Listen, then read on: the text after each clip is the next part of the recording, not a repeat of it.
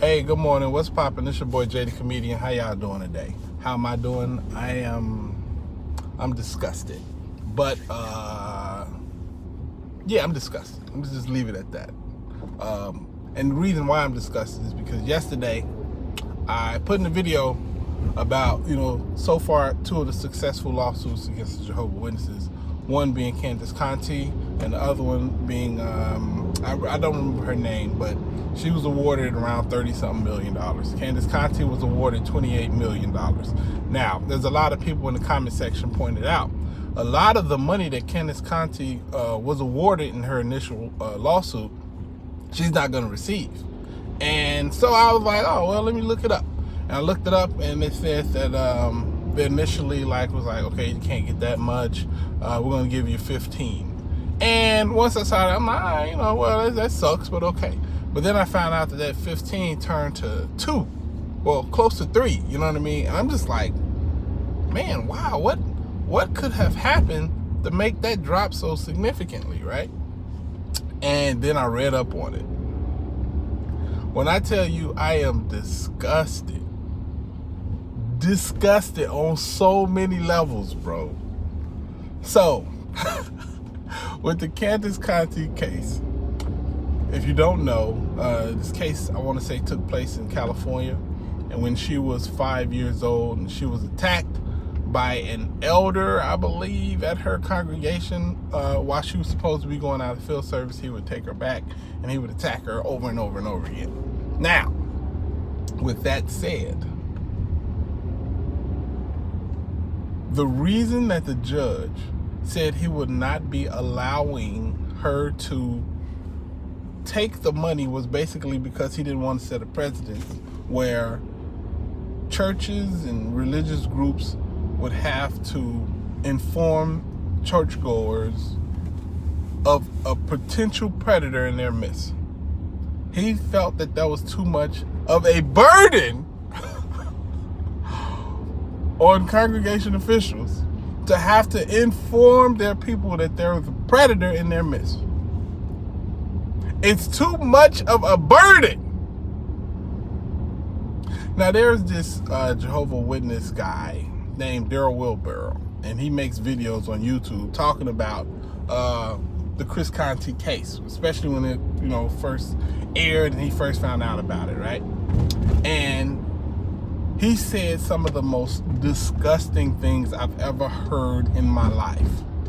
Now, mind you, Chris Conti was 5 years old when all this happened. So we're talking about a 5-6-year-old child, right? A baby, if you will. And one of the things I heard Mr. Wilbur say is that either she's lying or she liked it.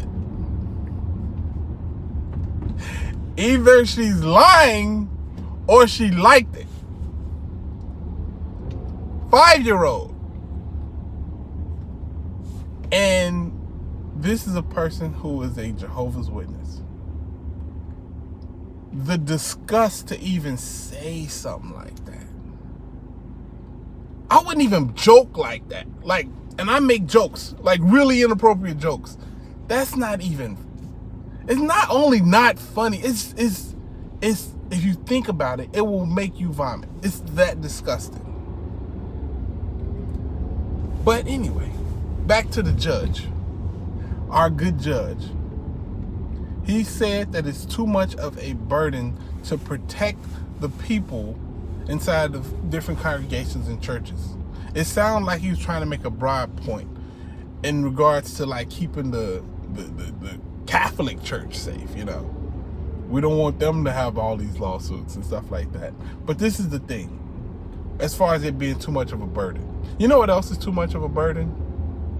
Me coming home every day after working all day long and making dinner for my kids and going over their homework and making sure all their after school stuff is taken care of, that to me is too much of a burden.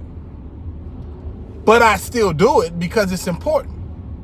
You know what else is too much of a burden? Checking the airplane engine before it take off. You got to take it apart. You got to go through all the engines. You got to make sure everything's working right. It's a burden. But you do it because it's important.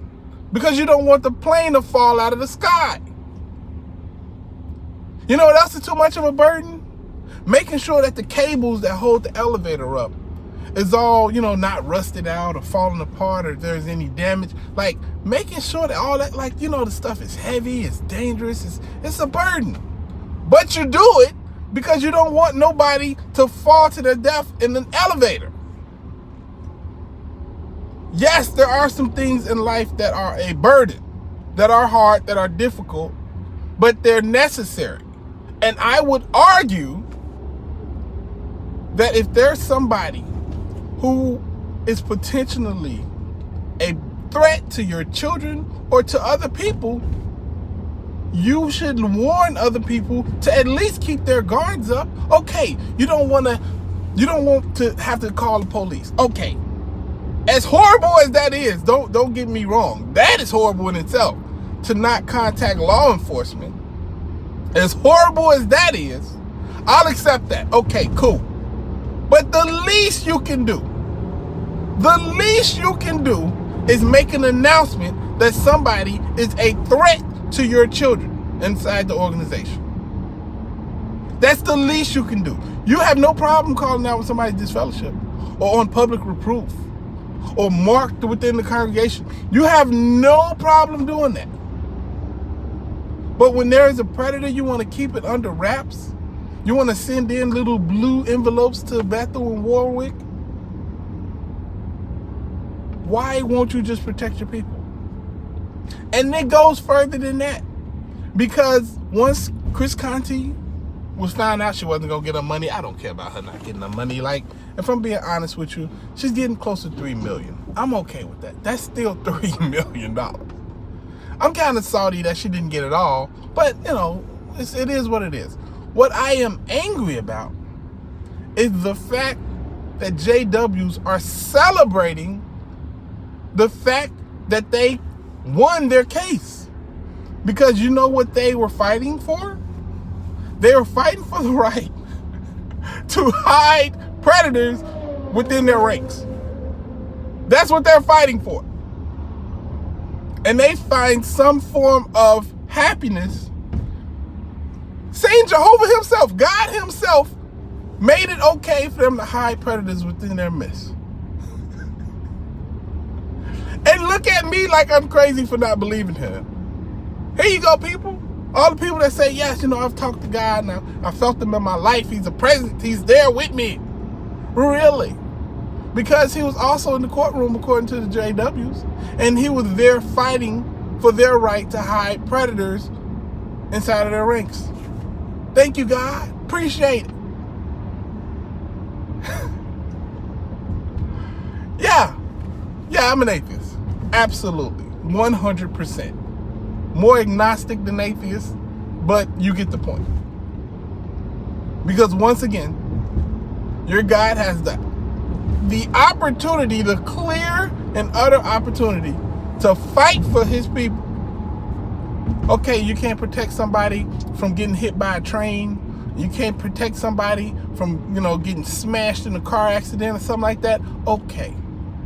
Can you at least protect us from somebody saying that they're you and using that fact to take money, break apart families, destroy lives, and hide pedos? Can you at least do that? You can do that, right? That ain't no problem. You created the heavens and the earth and the roads and the seas. I don't know, you might not have created the roads, but you created the ground that the roads go on. But you can't protect your people? You can't protect your people. Somebody once told me that, God is like, if you're going to climb off of a building, right, and jump off and pray to God to save you, he's not going to save you. You're going to fall down, it's going to be over for you.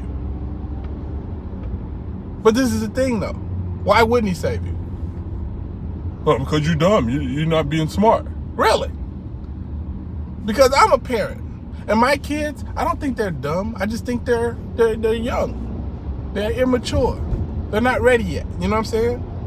So if I see them outside playing and I see them potentially running in the street, I'm going to make sure that they don't run in the street, because I'm a parent and I love them and I don't want to see them get hurt or injured.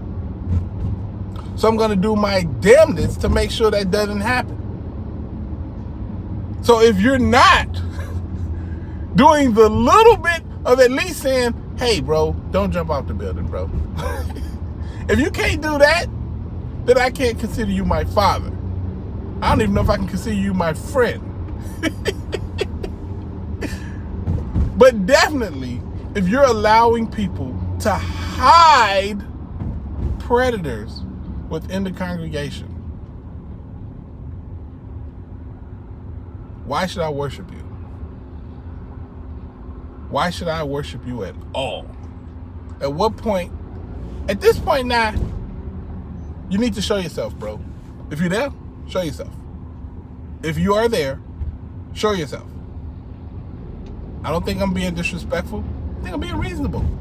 I had a conversation with somebody the other day. How can you prove that God does or does not exist? And I said simply, I used the dog test. Have you ever used the dog test before? Well, the dog test goes like this. Have you ever seen a dog? Yes. Have you ever heard a dog? Yes. Do you know what a dog looks like? Yes. Can you describe somebody else, a dog, without them ever having seen one? Yes. Are you confident at some point you could prove what you're saying about a dog? Yes. Can we say 100% that dogs exist? Yes, we can. 100%. Are dogs important to the natural order of the earth? Not really. I mean, if you got rid of all dogs, maybe some wolves like buffaloes will overtake like the national parks, but I doubt if the world will be destroyed because of it. You know what I'm saying? But they're not the most important things ever. Reason behind that is God apparently is the most important thing ever. And you can't even do what you can do to prove a dog exists with God. Know what he looks like? No. Can you describe him to somebody who's never seen him? No. Have you ever talked to him? No. Have you ever heard him? No. Is there different levels where it's like other people can describe their God or do godly things? No. People that worship like elephants and monkeys and stuff like that, I think that their God is more powerful than anybody other God. If you worship donkeys, your God is more powerful than I'm sorry. I'm getting off. I'm just mad today, man. I'm frustrated and I'm angry. Because simple stuff that people should be able to see, they're not seeing, man. I'll make jokes tomorrow, I promise. It's been a rough week. You know, it's kind of meaning. Anyway, I hope y'all having a great day. So far, my day's been, but it gets better. You know, it's kind of meaning. Holla at your guala. Deuces.